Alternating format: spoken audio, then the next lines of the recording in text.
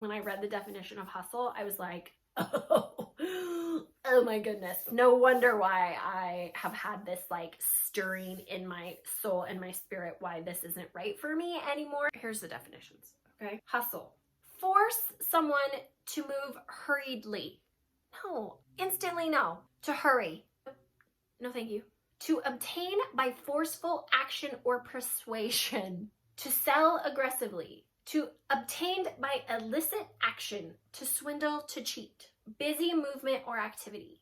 No, no, no, no, no. No wonder my soul or my spirit has been like, I'm not doing that anymore. Hey guys, it's Marty. Today I am going to talk to you about why I have left the hustle culture mindset behind me and how it's actually made me a whole lot happier and more productive. In this video, I am going to be talking about what are some things that are hustle culture. You might be wondering, am I operating out of hustle culture? Well, if I have said the word and your heart has beaten a little bit faster, or instantly your mind kind of went to like, oh, well, there's a good chance that you are. But in this video, I am going to cover 3 distinct things that are part of hustle culture and how I have been on a journey of coming out of them. Plus, at the end, I'm going to share a bonus indication and tip that I've been doing, because my goal is to share and document my journey of going from hustle culture to heaven culture and living my life intentionally and running our businesses intentionally so that I'm a better wife and mom and human being, and I have more peace and joy in my home and all around in my life. Hey, it's Editing Marty. So I wanted to pop in here really quickly and say, while those are my reasons why I am going on this journey, I wanted to say that I want to document this journey to help you, to add value and build this community so that we can see that we're not alone. I know that as I've started to go on journeys like this one before, sometimes I will stop in the middle of them, not even the middle, kind of like right getting going, because I felt so alone and isolated and that there weren't other people doing the same thing that I was doing. So my goal of this is really for us to build a community so we can see that we're not alone on it, and there's lots of other people who are working on the same thing to keep us all going. I believe there's strength in numbers, and I believe that the power of stories and hearing other people's stories give us hope to keep going and to remind us that we're not alone. Okay, so I just wanted to say that right here. So let's get going. I'm about to get a little bit vulnerable, so here we go. So I'm gonna get real with you guys, okay? I'm gonna get real and vulnerable. I am going to do this because I know that if I have walked this path, that somebody else has out there has walked this path. I really hope to be encouraging. I don't know.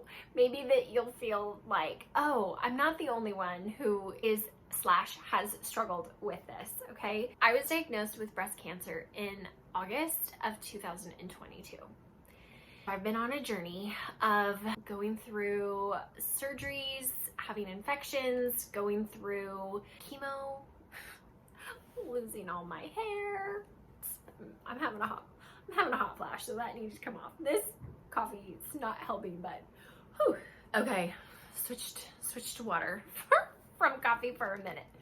Oh, love me some coffee. Water for now. So I was diagnosed with cancer, literally rocked my world. I found the lump in my breast. I literally was like, this cannot be happening to me. This cannot be happening to me. And I'm gonna share more of the entire kind of journey and all the things. I'm still unpacking it, you guys. I'm still walking through that. Currently at this filming, I still have one more surgery. I'm not all the way through my healing journey yet, but one of the things that happened is, it was like a light switch went on, and I suddenly could see the things that I knew I had a stirring in my heart and my mind and my soul about, that things that I wanted to change, that I needed to change, that things that I didn't have words for at the time, but I just had this feeling inside of me that there were things in my life that I was needing to do better. It felt like a light switch went on. And it felt like things that used to matter so much, or in previous times in my life, literally I gave two craps about anymore.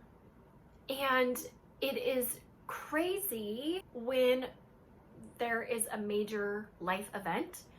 I know I've heard that from other people before I had my own experience, and people saying like, I mean, the Tim McGraw song, right? Live like you were dying. And it's true. The things that we think matter don't matter.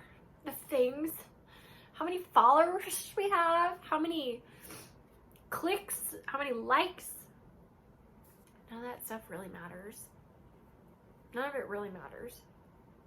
Caring what other people are gonna think, it doesn't matter. It's actually taken me quite a few tries to film this video because I knew I was gonna cry. Woo! Seeing that diagnosis and actually hearing you have cancer puts everything into perspective. And so the Lord really started to show me through this journey things that I've been needing to work on.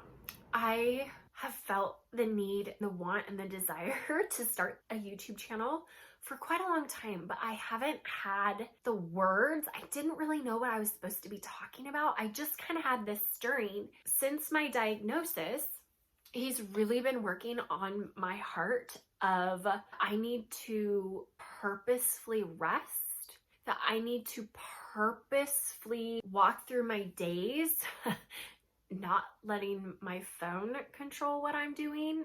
I mean, guilty as charged. I'm telling you all of these things because I know that there are other people in this boat as well, and not for condemnation for what we're doing, being vulnerable so that hopefully it gives somebody, maybe you'll relate to one of these things, or somebody that you'll know will relate to one of these things, and that we can go on this journey together. I really felt the call to slow down in my life. I am a hard worker. One of the things that I love that I was taught was how to work hard. I am really proud of that. But somewhere along the way, I believed the lie of hustle culture. And honestly, for me, it comes back to a place of just getting caught up in things and getting it twisted in my brain a little bit. As I've been thinking through this and really seeking the Lord and asking the Lord, God, what do I do next through this time? Because I paused. I'm not going to say shut down my business because that's not right. But I paused it when I had my double mastectomy back in September. I knew that I had to do that. My business, if you don't know, is I design screen print t-shirts. Screen printing is incredibly physically hard. You literally have to pull the ink with a squeegee with your pec muscles and your back and your arms through a screen with a squeegee onto it, goes through the screen onto the shirt, and then the shirt gets heated, and that's how the ink gets cured. I literally could not for it was supposed to be 4 to 6 weeks. I wasn't supposed to really lift my arms. So I knew before going into that surgery that I was going to have to pause my business because I physically could not do it. Through all this, I'm asking God, okay, God, what am I supposed to be doing in this season? And he just kept telling me, rest, rest, rest. I still haven't fully unpacked all of that yet. I have been trying to learn how to sit at his feet, how to lie down in green pastures, and what that looks like. In my brain, I had kind of figured okay, well, I'm going to be going back to work in 6 to 8 weeks. Then I started having infections that just wouldn't clear, and I literally didn't lift my arm, lift anything heavier than a couple of pounds in my left arm, which I'm left-handed, which is hard to do. Try not using your dominant hand. Since September through the middle of January. It's been hard. It was hard. You really learn how to surrender. And that's a daily thing. For me, at least, it's been a daily thing. I really started feeling the call to start the YouTube channel towards the end of December, kind of in January. And I was like, okay, God, what in the actual world? Like, what am I supposed to talk about? What am I supposed to talk about? I don't feel like all the things went through my head. Like all of the things went through my head. I don't know, blah, blah, blah, blah, blah. All of the lies. I still am working through this, but I'm just in an act of obedience, saying yes and walking by faith and taking the first step. One of Joe and I's favorite prayers to pray is, okay, God, open the door or shut the door, and then we start walking, because he's faithful. And we know that if a step made in faith, when we know that we are being obedient to what we feel like the Lord is asking us to do, there is so much grace on that when you start walking, that the Lord will be like, if it's not the right steps, he will direct the steps. He will direct your path, but he can only direct when you're moving forward, when I'm moving forward. So Joe and I pray that prayer all the time, and then we start walking. So I'm having faith that through this journey that he's going to start, like, what I think I'm supposed to be talking about. It might change and shift and mold, but I'm walking in obedience, in faith, in what I feel like he's asking me to do. Somebody else out there needs to hear that right now. I really feel like take the step, celebrate the 1% of actually doing it. Celebrate that. It doesn't have to be all or nothing all at first. And then just trust that he's going to direct your steps as you keep walking. And it's okay for things to change and shift, because if it's not the thing, it's going to be the thing that leads to the thing. Okay? Like, so much grace in just keeping to move forward. Okay? So I bless you in that. As I've been, okay, God, what are we doing here? What are we doing? What do you want me to talk about? He clearly said, you're moving from hustle culture to heaven culture. And I about hit my knees, because I could feel in my spirit and in my soul that that was exactly what I was doing. And that's exactly the journey that had been made so clear through breast cancer for me, that I no longer was going to hustle, which, read the definition to you of hustle, because this was the part that when I read the definition of hustle, I was like, oh my goodness. No wonder why I have had this like stirring in my soul and my spirit, why this isn't right for me anymore, because none of the definitions of the verbs of this are like positive or productive in any way, shape, or form. Okay, listen to these, okay? And then we're gonna get into like the three things and listen to this. Here's the definitions, okay? Hustle. Force someone to move hurriedly. No, I instantly no. To hurry. Nope. No, thank you. To obtain by forceful action or persuasion. To sell aggressively. To obtain by illicit action. To swindle, to cheat. Busy movement or activity. No. No wonder my soul or my spirit has been like, I'm not doing that anymore. I'm not doing that. The names, the terms that like the hustle culture has is like hustle and grind, girl boss, good things come to those who hustle. And it just creates this like sense of have to be doing, have to be going, have to be working, have to be pushing, push all the time. And there is no space for rest. There's no space for creating these boundaries. There's no space for anything except work.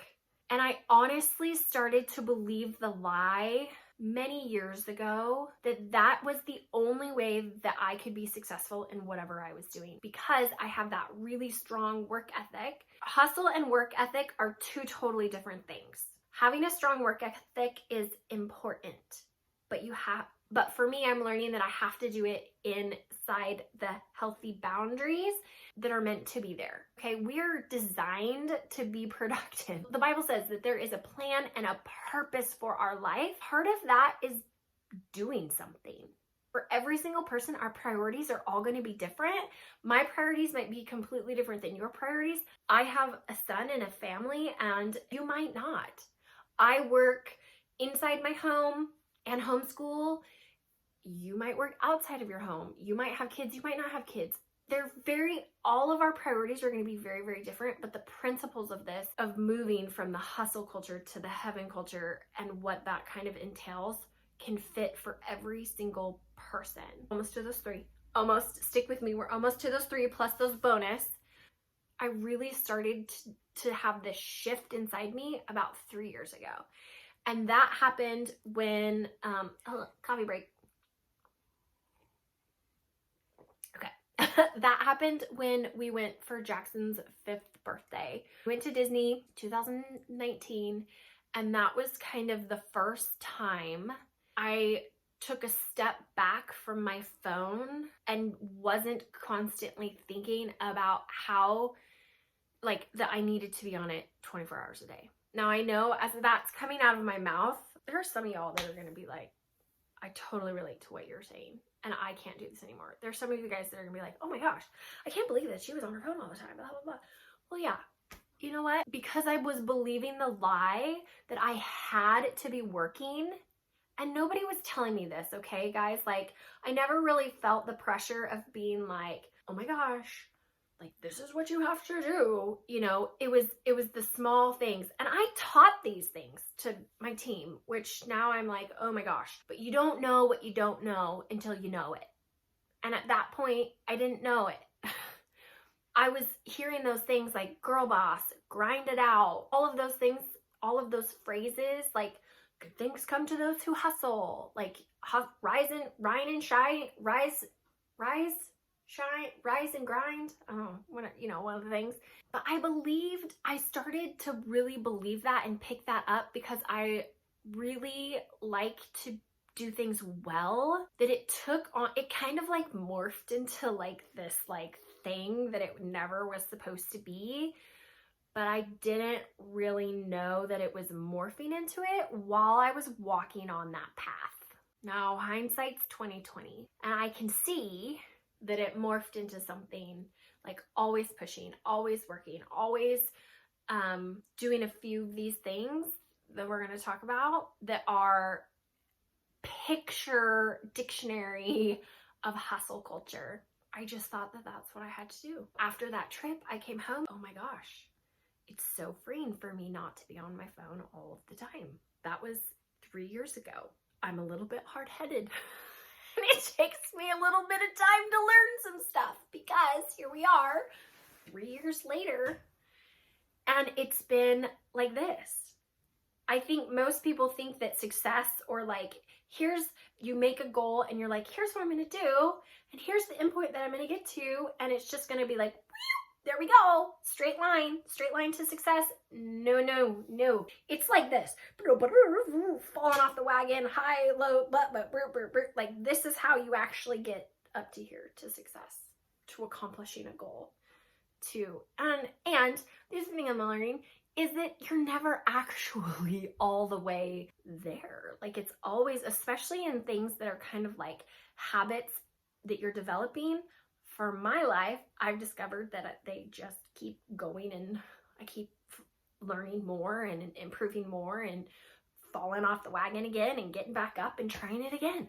It's been a journey, and I'm still on that journey, but I'm further along than I was yesterday, and I'm further along than I was in September, and I'm further along than what I was at Jackson's 5th birthday. And I'm proud of every single one of those steps. Let's get into the nitty gritty. I know sometimes I really am okay, but can you give me a definition? Can you give me a concrete example?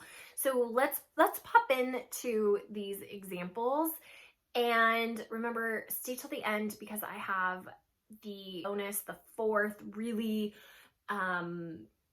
example and how I've been combating that. It's my bonus one, and it's probably like the one that's been really helpful for me. Here we go. Number 1 is hustle culture, and hustling leads to overworking. Can I get a hand raise if this has ever been you? Like, it leads to the overworking, to multitasking, and also to not really accomplishing anything because you're trying to do too many things at once. Oh, hello. Me. Working all of the time. This was me. I literally believed that if I was awake, I had to be working, otherwise, like doing income producing activities. Otherwise, I wasn't using my time to its fullest potential, which is just crap. That's like such a total lie. It is such a total lie. Now, do not hear me say that we should just sit and be couch potatoes and not do anything. That's not what I'm saying. Not what I'm saying at all. Because, actually, this is one of Joe's favorite verses, but it is like, you should do your work unto the Lord. Okay, do your work unto the Lord. So we're called to be productive. I also know that there are times and seasons for big projects in your home, in your own businesses, in your company, that if you're working outside of your home, there are times and seasons for big projects, but the big project can't last you forever and forever and forever. That's hustle culture, and it leads to overworking. Like, for an example, for us, we are working on Joe's new shop. It is taking a lot of work. It is taking a lot of time, but there's an end time frame on that. There is an end goal for that. But right now, we have to get the work done so that we can get moved into the building and get it set up so that, so that is a specific project at a specific amount of time. Okay, example, recapping. Hustle culture leading to overworking or having to work all the time. Now, here's what I have found has been helpful for me in my journey to combat that. Okay, 2 big things for me. 1, boundaries. Like, literally setting a boundary for myself. I'm not going to work on X day. Sundays typically are that day for me. I've also had to learn to be incredibly flexible. I like a schedule. I like to know on this day I'm doing this, and on Tuesdays I'm doing this, and like check off boxes. I really like that. However, for us owning our businesses, I homeschool. We travel quite a bit in previous seasons. Sometimes the days can't look the same just because we have other things happening. But the boundary of knowing that you're going to work from X time to this time is really helpful for me. Also, some of you guys are not going to like this because this was me, and then I did it, and then I'm like, oh my gosh, why did it take me so long to do this? But turn off the notifications for your social media and your phone. I said it. I said it. Turn off the notifications on your phone. I literally have my phone set to focus mode all day. You can set up certain times.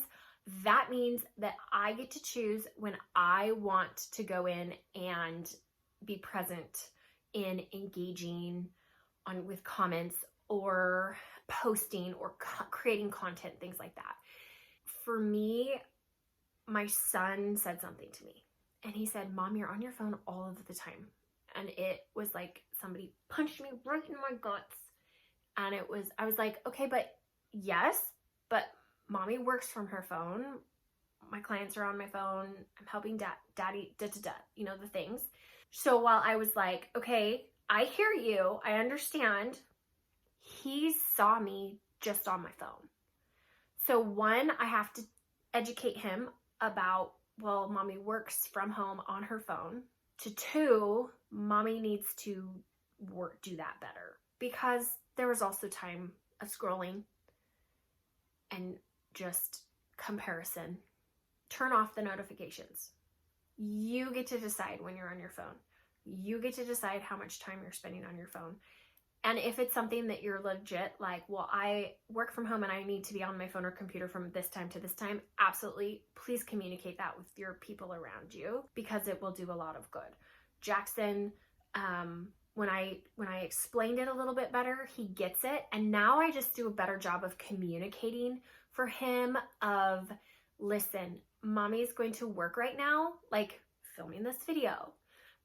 I'm like, mommy's gonna go film her video. We've been together all morning. We did school.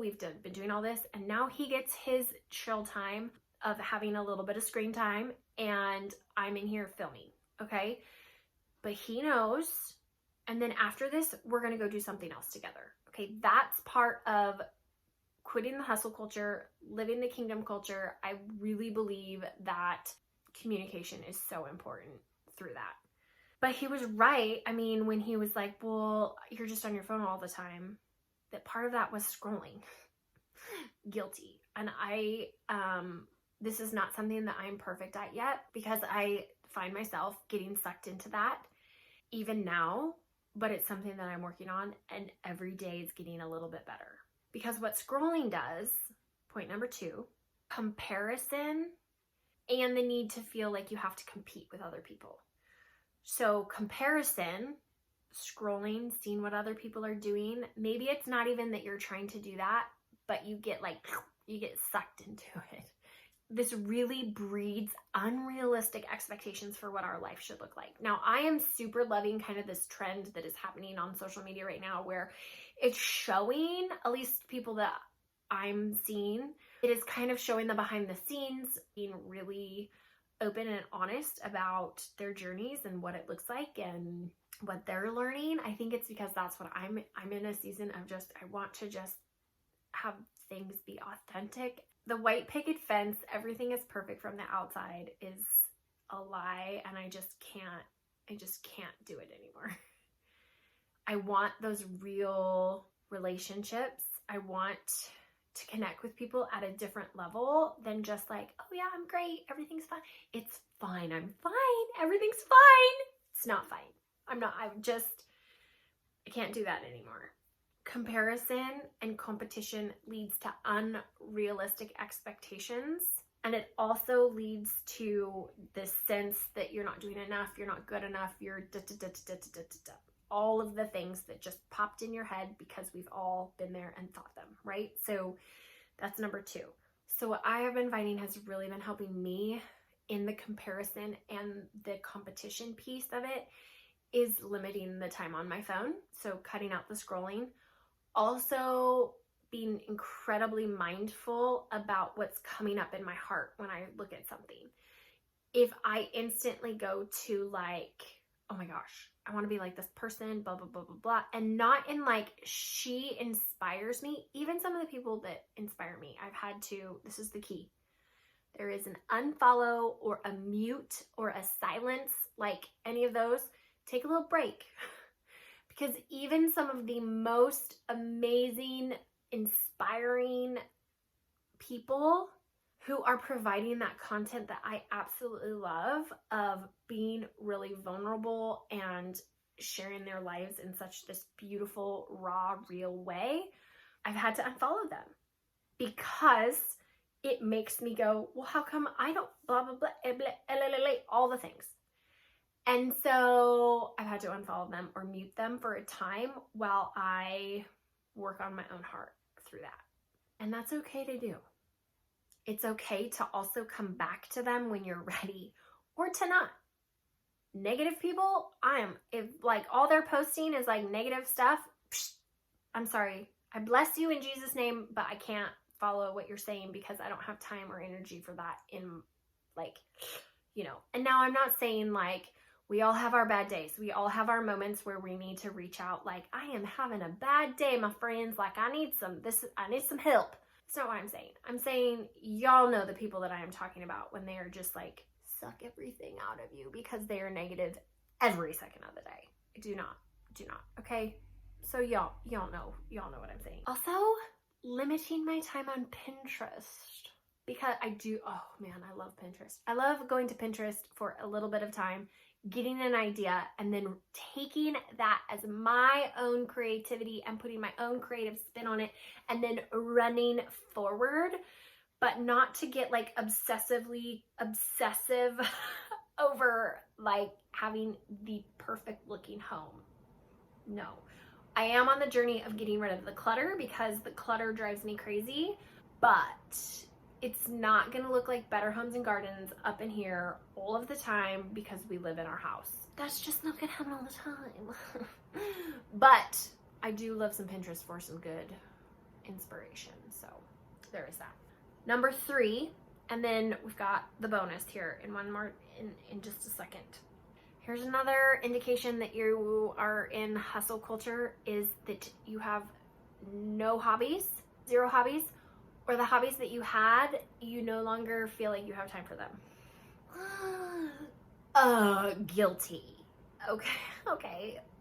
2020 got a hobby. Legit didn't have a hobby before 2020. I did in my earlier years. I really love to like redo things or like craft them. I love to do that. I think that's why I absolutely love my t-shirt business, is because it feels very crafty to me, and it's very creative. However, there was a big time in there, probably from, oh gosh, I'm being real. That's one of the promises that I'm making to myself, is I'm being real. Probably from 2016, probably from about 2016 to 2020, I didn't have a hobby because all I did was like grind it out. 2020, the world shut down and there was like a breath. Felt like, I mean, y'all know, there was hard moments in there, but there was also, for me, there was also a lot of really beautiful moments. And one of the beautiful things that came out of those years for me was my hobby was I decided to pick up gardening. And boy, oh boy, has it been such a fun adventure for me. Goodness, Pete, now, you want to go down some rabbit holes, get on YouTube and look up like gardening videos. There are a billion different ways to and information about growing tomatoes. Side note, I'm learning how to make salsa this year. That's on my goal board. Salsa, canning salsa. I know, random. I am gonna learn how to do that. And let me just circle back around to this. Got on a little rabbit trail there. But I didn't have any hobbies because when you're in the hustle culture, feeling like you have to work 24/7. And for me, if I wasn't working while like every second that I was awake, then I was feeling like I wasn't being productive and wasn't moving the needle forward. So that might be you. Find a hobby. The way to combat that is to find a hobby or to pick back up a hobby that you have or have had. It's okay. It's okay. It's good to have those boundaries. Again, remember, it's good to have the boundaries. It's good to set up those times and spaces. This leads me to our last, it's kind of like the last thing that I want to talk about is if you're dealing with this, then you're in hustle culture or you're dealing with some hustle culture tendencies. And my bonus tip of how it's really helped me pop out of it and to become a lot more productive in my day while leaving time for being intentional in my home and all of those, intentional with my family. If you are setting unrealistic expectations about 50 things on your to-do list or mile-long to-do list, like things that should take you like weeks to months to get done, and you think you're gonna get it done in like a day. This girl, that was me. For real, would have so many things on my to-do list, and I would think I'm gonna get all of this done today, and then I would maybe get one done because I was also multitasking and scrolling and comparing and getting frustrated because I'm not getting anything else done. And then it would start this huge cycle of like shame and guilt, you know, like stealing all my peace and joy. And that's not intentional living. Hear me. I want to be careful through all of this because, again, goals are good. It is good to have goals. It's good to have mile markers for your dreams. It's good to have things that keep pushing you and moving you forward, right? A homesteader that I follow, her name's Jess with Roots and Refuge Farm. If you are at all like to watch gardening, homesteading YouTubes, you should really go check her channel out. I was listening to a podcast that her and her husband do, and on one of them, they were talking about setting goals. They said something that was so profound, and they said, setting a goal and like making plans like that gives God something to work with. And they use this example of like, if you know, like, oh, I don't really know what my goals are. I don't really know what I want. And then somebody gives you a glass of water, then that is going above what you thought you could have. And they say it much more eloquently than I do. Their point was setting the goal, like, okay, this is what I really think I want. Then it allows God to come in and do exceedingly abundantly more than what we could think, hope, or imagine for when we set the goal.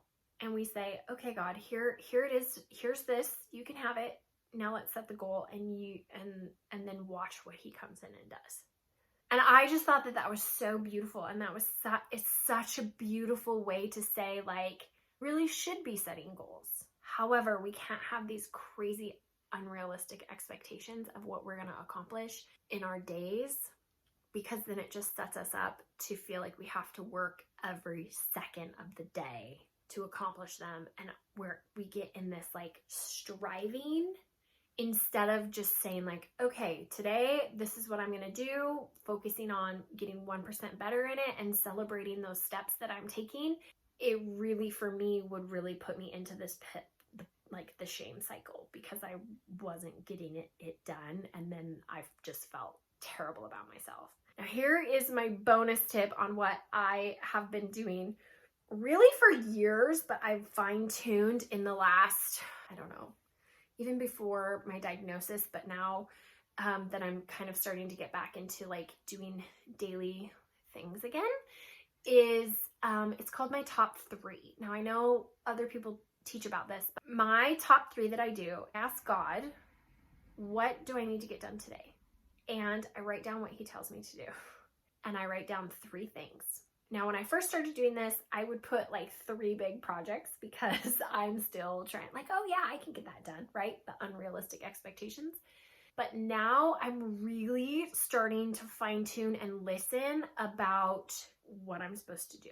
So like my top 3 for today was film and edit the YouTube. I honestly don't know if editing is going to happen today because of the time right now that it is, but I'm going to try. Housework and finish making the bone broth that I started last night for the first time. Little side note, made bone broth for the first time, which it's not hard, but it felt like a really big thing to accomplish. Whole nother video there. However, I put on there my housework.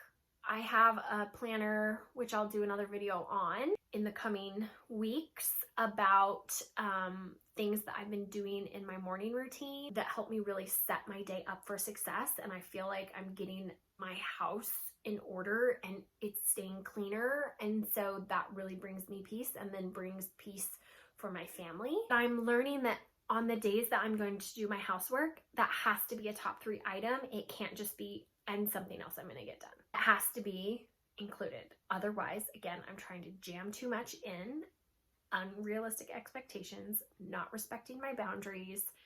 So I have to build those pieces in. Once I get them done, then I'm done with those things. I have found that one of the things that I'm doing is that I will bust it out, not working out of like striving or like pushing, but just being very focused. Again, not multitasking, really focusing down to get the things accomplished. I get them done a lot faster because I focus, cross it off, focus, cross it off, focus, cross it off, right? And then it also gives me space to still be productive while homeschooling, to still be productive while going to help Joe with the things that he needs help with. It's been really good for me. That is my little bonus tip. I'm going to do an entire video on the top 3 and kind of breaking it down a little bit more. It's a journey. Moving from the overworking and the multitasking and the comparison and the competition and the having no hobbies or not feeling like you can take time for your hobbies and setting unrealistic expectations. It's a journey.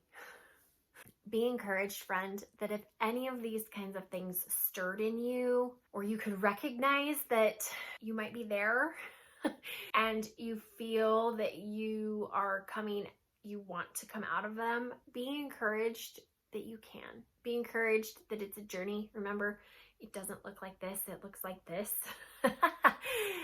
You can do it. Take one step. Celebrate the 1%. You would know that you're not alone and that you were created for a plan and a purpose, and being intentional in your life and your business is part of that plan and that purpose. I also pray that you would have the best today ever. Until next time.